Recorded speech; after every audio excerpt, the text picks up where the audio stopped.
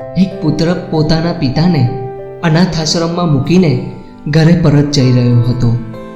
પુત્ર અનાથાશ્રમની બહાર જ નીકળ્યો અને ઘરેથી એની પત્નીનો ફોન આવ્યો અને કહ્યું, તમારા પિતાને કહી દેજો કે તહેવારે પણ ઘરે આવવાની જરૂર નથી.